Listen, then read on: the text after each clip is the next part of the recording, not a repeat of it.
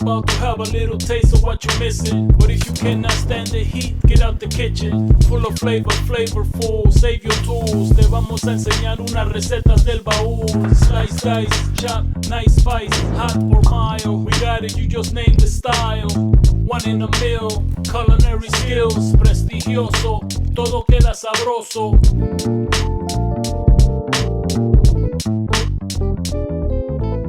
Hey everyone, today we're going to be doing a classic Peruvian dish called Carapulcra. One of the main ingredients to this dish is the papa seca, which means dried potato. If there's ever a famine in the land or zombie apocalypse, these potatoes are great to have on hand. We're going to start off by toasting the papa seca.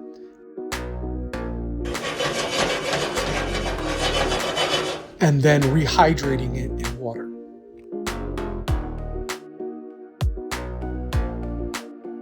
These are our ingredients for the carapulcra. We have the rehydrated potatoes. Then we have some assorted meat. I'm using pork cutlets today, which I'm going to use the bones for added flavor. We have a Peruvian style sausage. We're going to be using a garlic paste,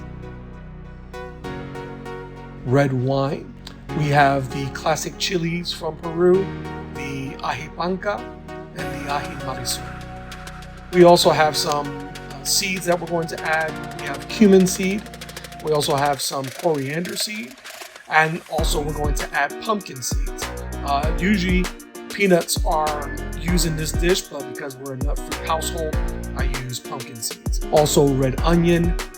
We have sage, which I think pairs great with pork. Then we have chocolate, almost reminiscent of a mole, cinnamon sticks, and cloves. In a large pot or Dutch oven, we're going to add our pork pieces into about 2 tablespoons of oil over medium-high heat, and we're going to cook those off just until they're brown. We're going to season with a little bit of salt and pepper.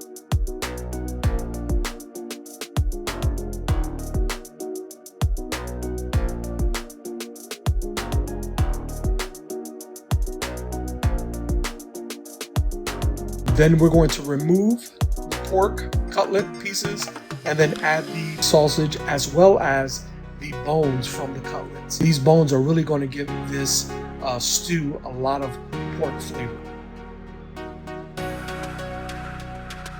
We're going to remove the chorizo and the bones, and then we're going to add about a cup of diced red onion.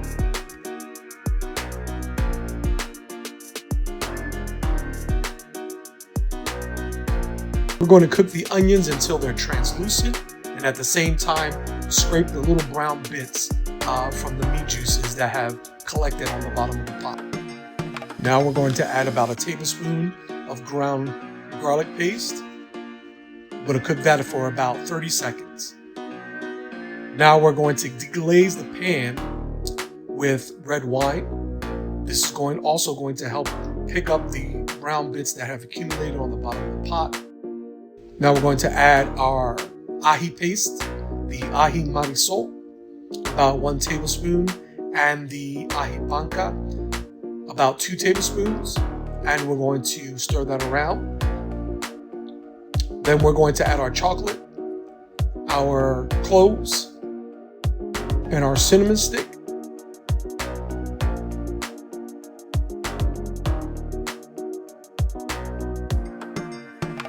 We're now going to add our cumin and coriander seeds that I've ground.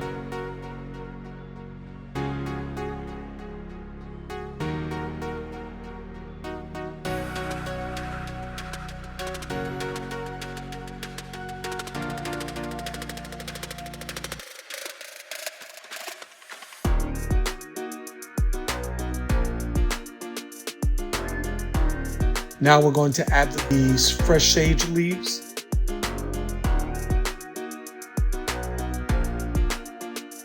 Now we're adding the papa seca, the dried potatoes, which have been hydrated. As you can see, they're about twice the size now. And we're going to just add those to the pot, as well as our browned off meats. Stir to incorporate.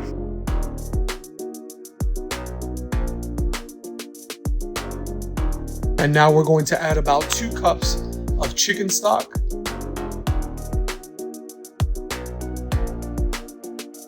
And we're also adding 2 cups of water. Give that a quick stir. And then we're going to put the lid on and we're going to cook over low heat for about 1.5 to 2 hours. After 1.5 to 2 hours, we're going to remove the lid, and as you can see, the stew has thickened up quite nicely thanks to the dried potatoes. We're now going to season with salt and pepper according to your taste.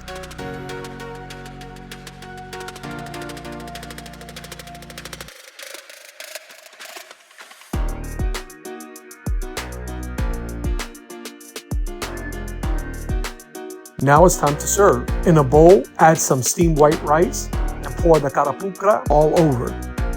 And here you have a Peruvian classic, Carapulcra. Thanks for watching, and if you really like this video, hit the like and subscribe button to stay up to date on all new content.